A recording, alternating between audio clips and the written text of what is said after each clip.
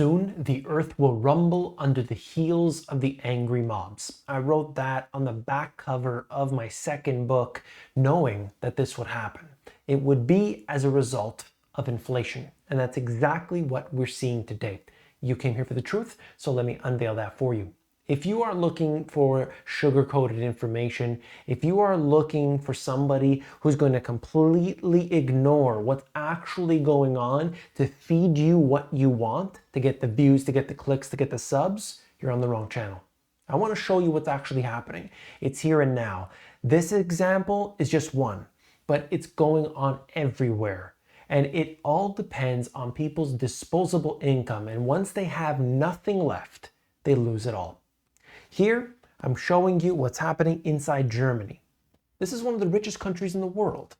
This isn't somewhere where people do not have any food and do not have any water and all these things, and they erupt and suddenly everybody in the town is in an uproar, civil unrest and so on. We're talking about Germany here. Largest strike in decades brings Germany to a standstill.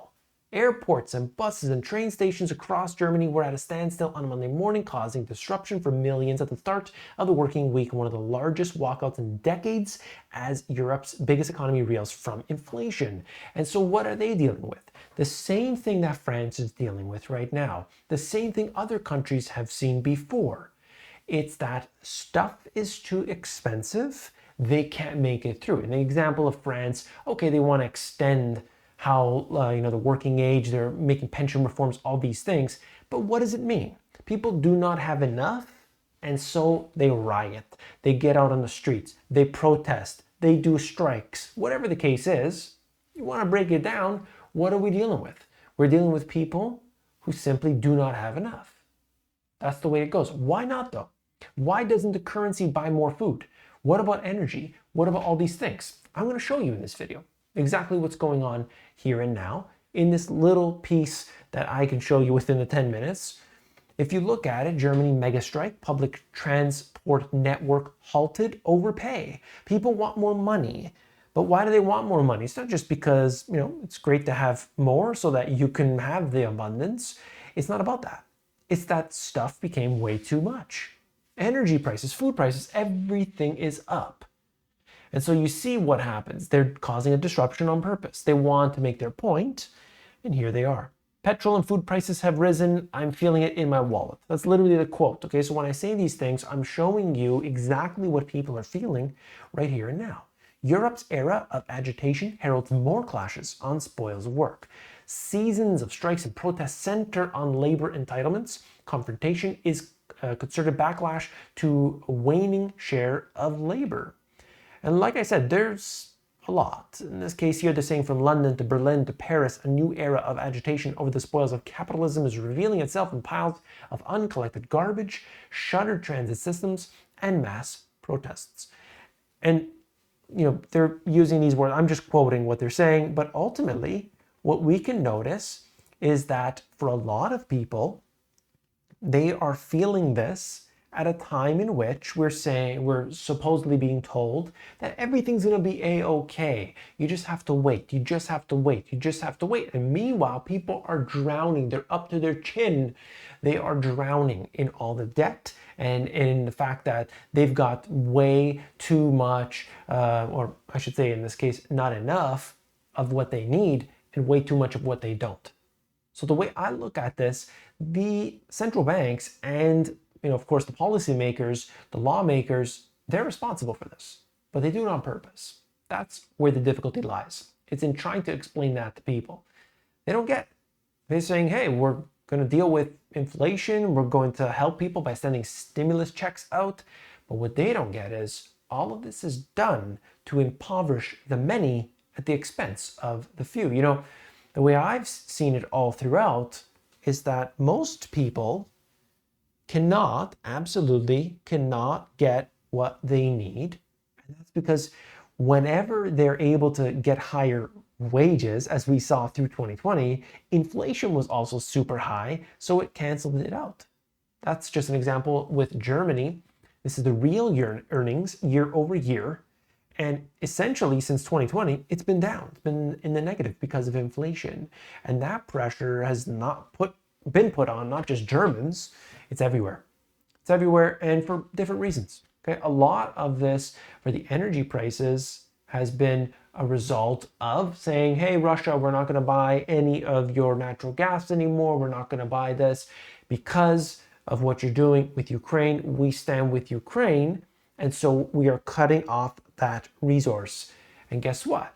The prices had escalated. They've come down quite a bit. There's no doubt about that. But still, when you look at it compared to where we were in, let's just say 2019, okay, back to normal time frame, a lot of things are elevated. And they're not going to go back down unless there's a massive deflation.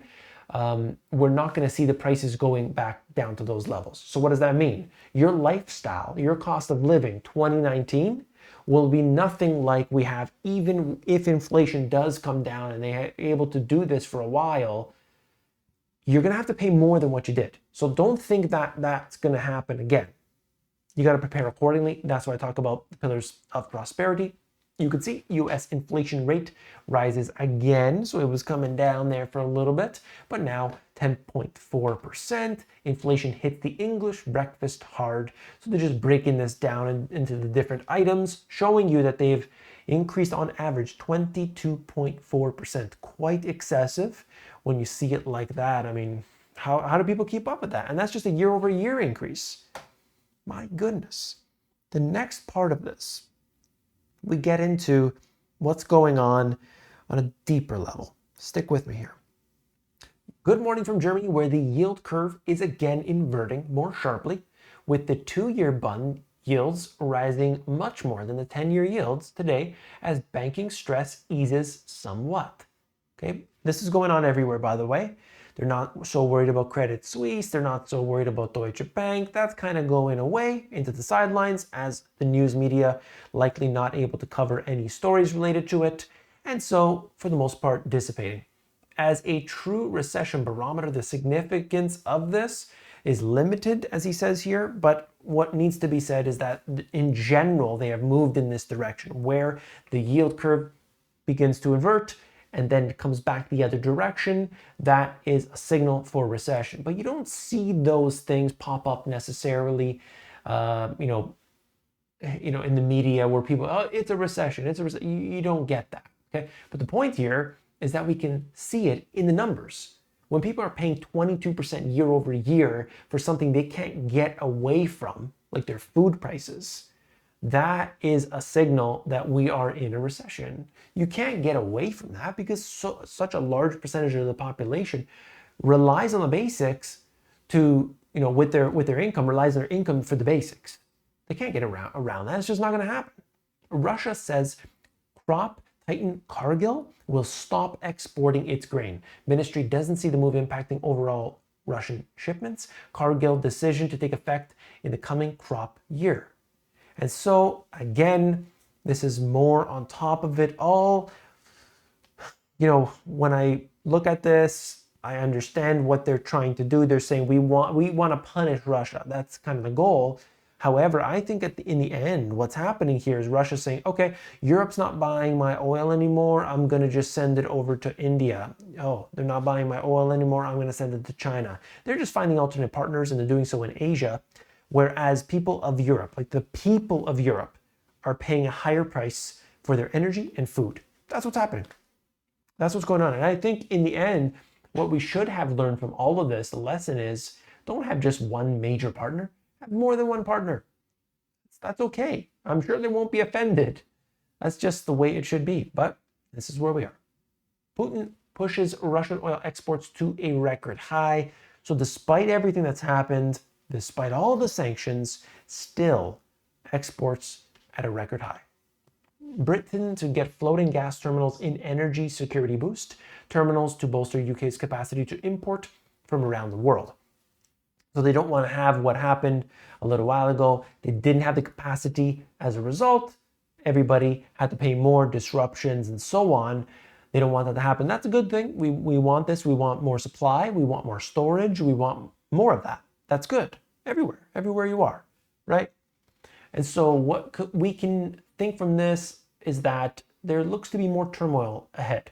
More people are going to be affected by this because this, you can look at the numbers, whatever you want to use for your inflation stats, you're going to be paying more. You're not going to go back to 2019 levels. It's not going to happen unless mass deflation, some sort of depression-like event.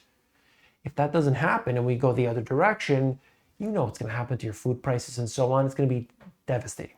And that's why we got to take action right now today, realize that's the reality. Okay, fine. Now, what do I do about it? Whenever I have a problem, I don't, pout and whine and give up, cross my arms and give up. I say, okay, fine. I don't like it.